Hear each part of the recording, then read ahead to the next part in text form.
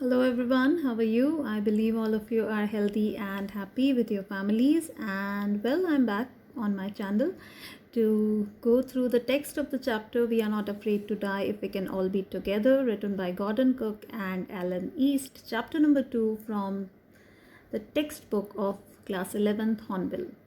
And so the adventure begins. So last time I told you that this chapter is about an adventure, an ordeal.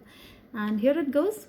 And I gave you an introduction that how the narrator took a journey earlier taken by Captain James Cook, and he along with his family decided to go through this round the world voyage through sea. So let's get started. In July 1976, my wife Mary, son Jonathan, 6, daughter Suzanne, 7. These are the ages of these children. They are very young. And I set sail from Plymouth, England to duplicate the round the world voyage made 200 years earlier by Captain James Cook. For the longest time, Mary and I, a 37-year-old businessman, had dreamt of sailing in the wake of the famous explorer, that is Captain James Cook.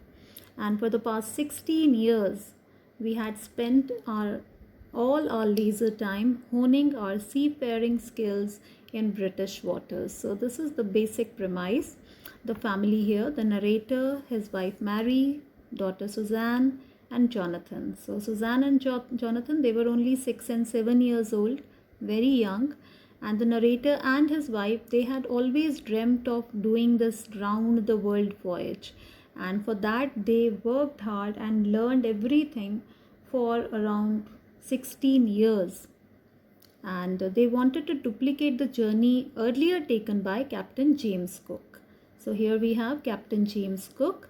He was a British explorer, navigator and cartographer who ultimately rose to the rank of captain in the Royal Navy. He took this journey and they wanted to duplicate it. Now honing is a verb, and if you hone something, for example, a skill, technique, idea or product, you carefully develop it over a long period of time so that it is exactly right for your purpose. So now you can understand honing our seafaring skills means they continuously practiced so that when they will actually be in the sea, they will be completely prepared for that. Now, what do you understand by seafaring skills? The skills required to navigate a vehicle through the waters of a water body. The narrator had honed the seafaring skills of his family for the past 6 years by devoting their leisure time to practicing on British waters as given in the chapter. So this is what they decided, and then they started the journey. But how? Our boat Wave Walker, a 23-meter 30-ton wooden hull beauty, had been professionally built, and we had spent months fitting it out and testing it in the roughest weather we could find. So they decided to go through the sea journey, and they had their small boat, a schooner, Wave Walker. So this is Wave Walker, and this picture is important because later we will have to learn that where all the major parts are. So but this is how they were, and they wanted to go through this, like this is the map. They would start from England, then they would head towards South Africa, then through Indian Ocean they will head toward Australia and then further. But more importantly that they will start from England, then to Cape Town, and then in the Indian Ocean. This part you must remember. So the first leg of our planned 3-year 1500 kilometers journey passed pleasantly as we sailed down the west coast of Africa to Cape Town.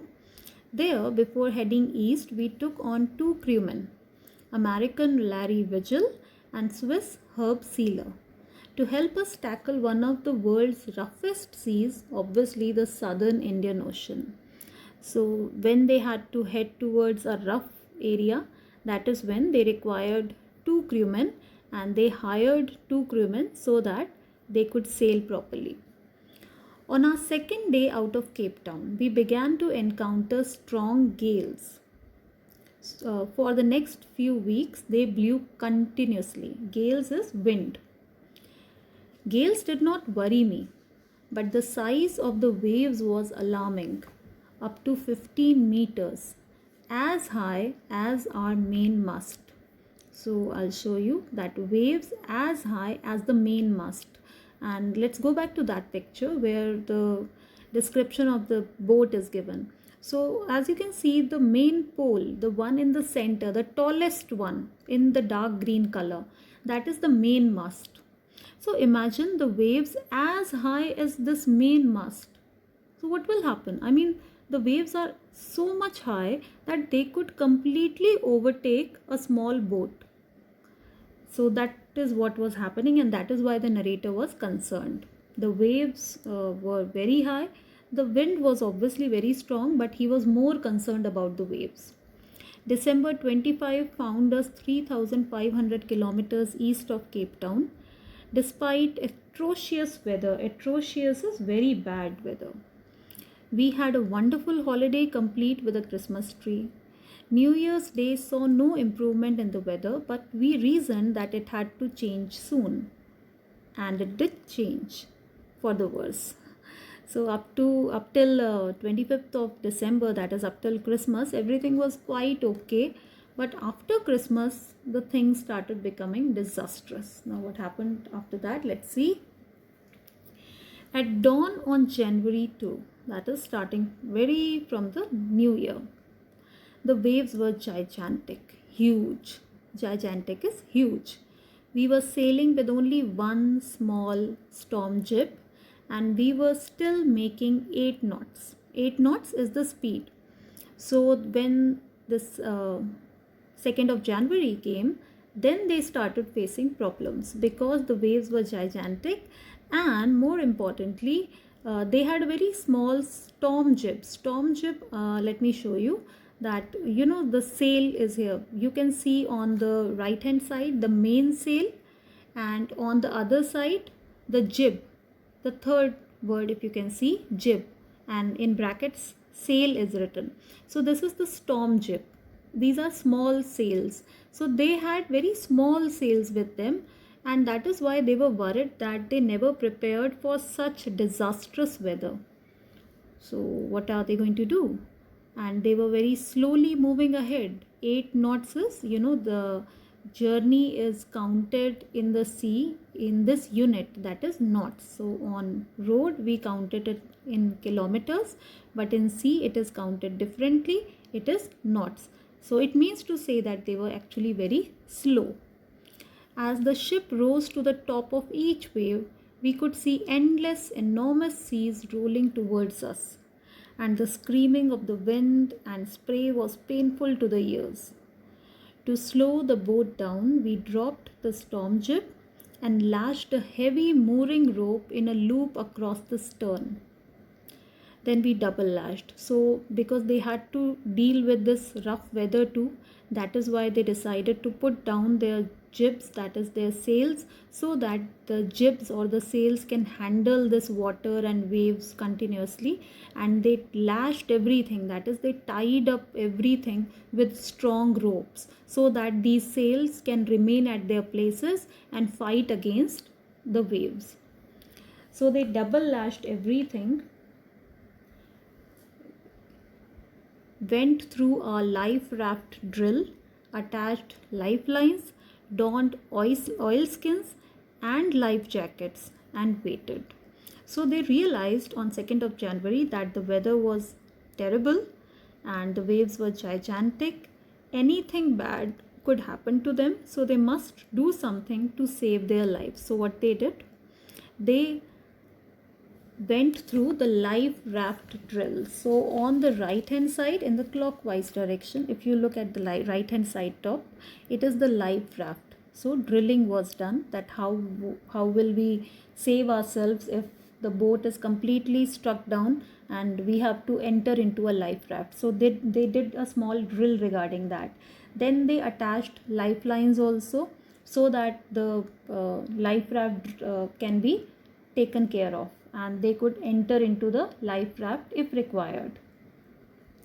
They donned oilskins. Donned is put on, that is putting on oilskin. You can see a man in a raincoat kind of dress, but it is oilskin. So the waves cannot trouble you, and if you have to remain in water for long hours, then in that case such oil skins, they can save your body against that sea water. And what else they did, they put on their life jackets also. So they were actually waiting for something really bad to happen, and what is to be done if that really bad thing really happens. So they prepared themselves completely to handle any kind of situation. The first indication of the impending disaster that was approaching towards them, came at about 6 p.m. with an ominous silence. Ominous is evil silence. So suddenly everything became absolutely silent, and that is when they realized that something wrong is going to happen. After all, it was the silence before the storm, maybe. The wind dropped and the sky immediately grew dark. Then came a growing roar, and an enormous cloud towered aft of the ship. Towered aft is, it was towering, standing right in front of the ship, and the narrator thought that it was a cloud. With horror, I realized that it was not a cloud, but a wave like no other I had ever seen. It appeared perfectly vertical and almost twice the height of the other waves, with a frightful breaking crest. So it was very high. It was a huge wave, and it was standing right in front of them like a tower, and it had that terrible breaking crest. Crest is the topmost point of a wave. So the gigantic wave was about to burst down, and when that wave was right in front of them, you can understand that where all that water was coming down to. Yes, it was coming down at the wave walker, and all these people, now they had to struggle for their lives. The roar increased to a thunder as the stern moved up the face of the wave. Now let's get back to that picture and see where the stern is. Stern is at the back. If you will look at the right hand side, the third last word, stern is there. So stern is at the back of the boat. So the stern moved upward. So you can imagine the entire boat was moving upward. And for a moment I thought that we might ride over it. But then a tremendous explosion shook the deck. A torrent of green and white water broke over the ship. My head smashed into the wheel, and I was aware of flying overboard and sinking below the waves. I accepted my approaching death, and as I was losing consciousness, I felt quite peaceful. So the narrator and his family were struggling a lot. Their boat was completely captured by the wave, and this picture can show you that how it was completely captured by the wave, and how the water came smashing down on the deck of the ship or the boat, and everything was just flying everywhere, and the narrator was hit very badly on his head. Let's see what happened then. He thought that he might die, and he felt quite at peace, because death is actually quite peaceful. It is the fear of death that is more frightening. Unexpectedly, my head popped out of the water.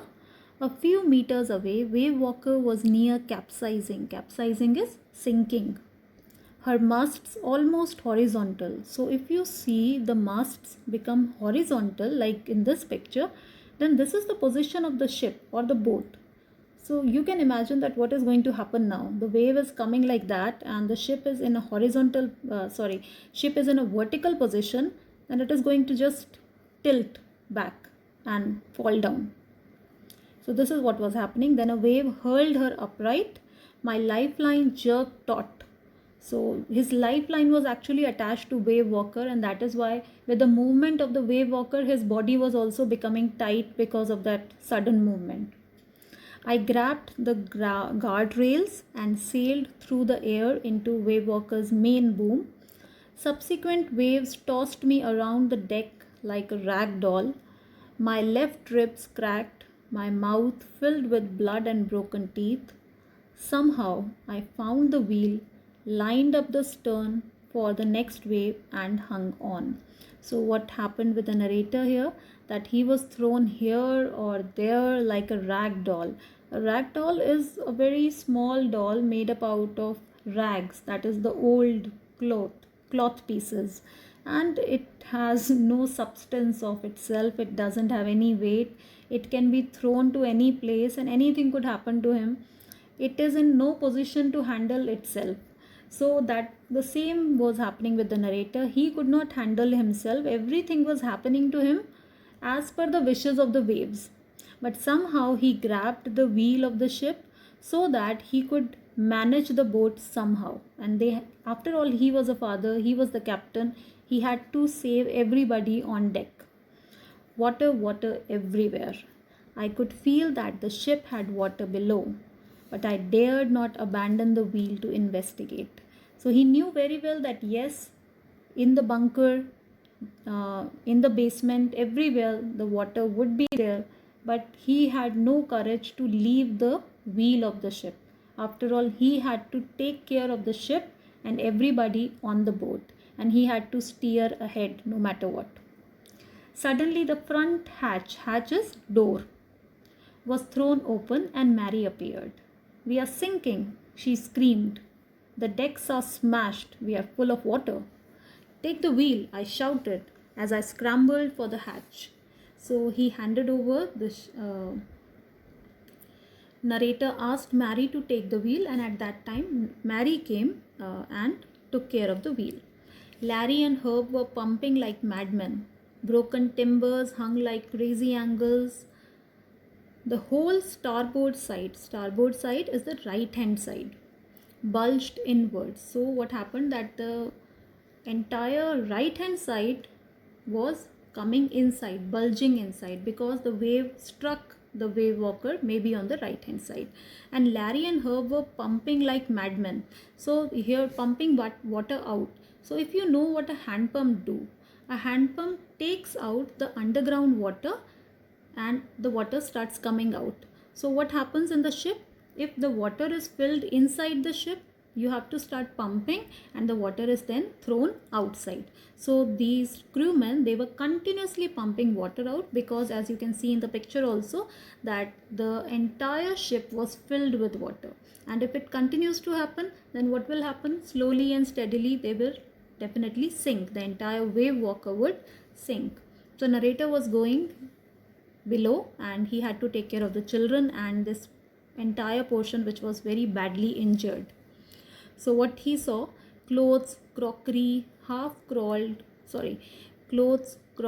charts, tins and toys sloshed about in deep water.